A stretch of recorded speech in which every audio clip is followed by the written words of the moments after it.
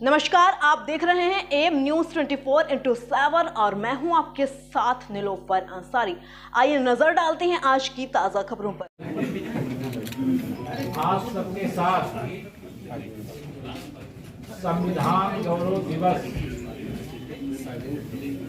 जो पूरे देश के अंदर भारतीय जनता पार्टी के द्वारा मनाया जा रहा है, उसी के क्रम में चर्चा मैं आपके साथ करने के लिए आया हूं। भारतीय जनता पार्टी और हमारे प्रधानमंत्री माननीय श्री नरेंद्र मोदी जी भारत रत्न, देश के प्रथम कानून मंत्री,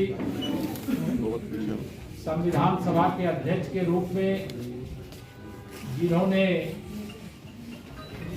भारत के नागरिकों को अभूतपूर्व शक्ति प्रदान करते हुए एक ऐसा संविधान दिया जिसके बलबूते आज भारत विश्व का सबसे बड़ा लोकतंत्र है, सफल लोकतंत्र है। लेकिन पिछले कुछ दिनों से विशेष तौर से कांग्रेस पार्टी, जिसका पूरा इतिहास भारत रत्न बाबा साहब भीमराव अंबेडकर जी के दर दर पर अपमान करने के लिए जाना जाता है, चाहे संविधान सभा में बहस के दौरान कई ऐसे महत्वपूर्ण मुद्दे जिसमें वर्तमान में अगर मैं चर्चा करूं तो जम्मू कश्मीर से 370 और 35 जैसी कैंसर रूपी बीमारी काशी के लोकप्रिय सांसद माननीय नरेंद्र मोदी जी के नेतृत्व में सरकार बनने के बाद खत्म की गई। लेकिन यह उल्लेखनीय है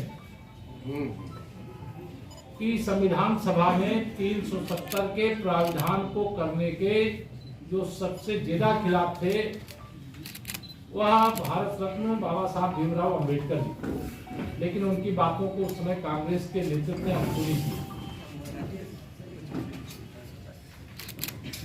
दूसरा, देश का विभाजन हुआ। अब विभाजन के पश्चात जो वर्तमान का पाकिस्तान और बांग्लादेश है, वहां पर रहने वाले वहां के अल्पसंख्यक, चाहे वह हिंदू हो, चाहे बौद्ध हो, चाहे सिख हो, चाहे ईसाई बंधु हो, चाहे जैन बंधु हो, उनके पुनर्वास के लिए संविधान सभा में चर्चा हुई थी, इसका प्रावधान करने की चर्चा हुई थी। लेकिन सरकार जब कांग्रेस की पंडित जवाहरलाल नेहरू जी की अगुवाई में बनी तो उसके बाद इस पर कदम नहीं उठाया। प्रधानमंत्री श्री नरेंद्र मोदी जी के नेतृत्व में कानून बना, तो सरकार बनी तो यूसीसी का प्रावधान लाया गया, जो अपने आप में जो इन देशों में बहुत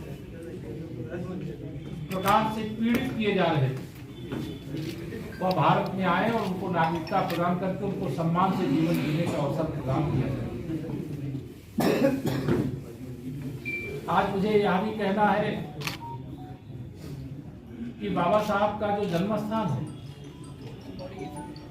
चाहे उनकी निर्वाण स्थली है, चाहे दीक्षा भूमि है, चाहे शिक्षा भूमि है, सभी पांचों स्थानों का भारतीय जनता पार्टी की, चाहे मध्य प्रदेश की राज्य सरकार रही हो, चाहे केंद्र में माननीय नरेंद्र मोदी जी के नेतृत्व में सरकार बनने के बाद, इन पांचों स्थानों का विकास करके पंचतीर्थ के रूप में इनको डेवलप करने का काम किया गया। कांग्रेस पार्टी कभी जाति की बात करती, उनके जो युवराज हैं उनके बयान सुनो, उनके भाषण सुनो तो लगता है कि वो दलितों के, पिछड़ों के बहुत बड़े हमदर्द हैं। लेकिन मैं आज यहाँ काशी की धरती से कह सकता हूँ, दलितों, पिछड़ों, आदिवासियों के सबसे बड़े दुश्मन कांग्रेस पार्टी है। उनके नेता रहे हैं, जो वर्तमान में नेतृत्व कर रहे हैं वह हैं। इसलिए आपको यहाँ पर यह बताना आवश्यक है कि आरक्षण व्यवस्था को सबसे पहले नाकारने का काम किसने किया? तो देश के प्रथम प्रधानमंत्री पंडित जवाहरलाल नेहरू जी ने। मंडल आयोग की सिफारिशों को ठंडे बस्ते में डालने का काम अगर किसी ने किया तो श्रीमती इंदिरा गांधी जी और श्री राजीव गांधी जी ने किया। आरक्षण से वंचित रखने का काम और पाप के लिए अगर कोई जिम्मेदार है तो कांग्रेस पार्टी और कांग्रेस के अलग अलग समय के नेतृत्व जिम्मेदार है। भारतीय जनता पार्टी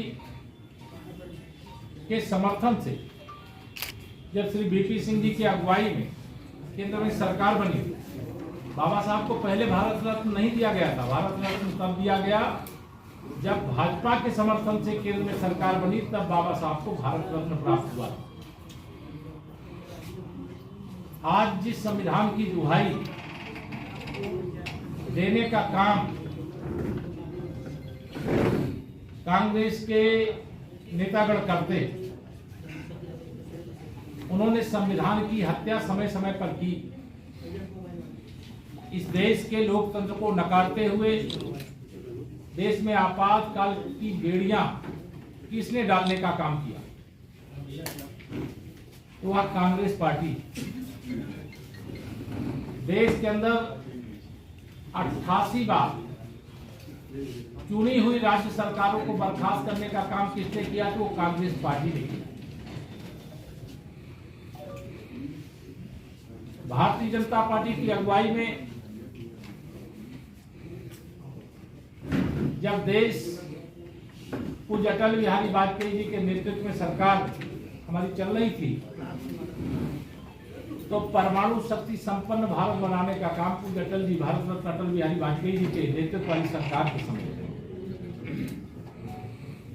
माननीय प्रधानमंत्री नरेंद्र मोदी जी के नेतृत्व में सरकार बनने के बाद और देश के पूर्व राष्ट्रपति माननीय रामनाथ कोविंद जी के नेतृत्व में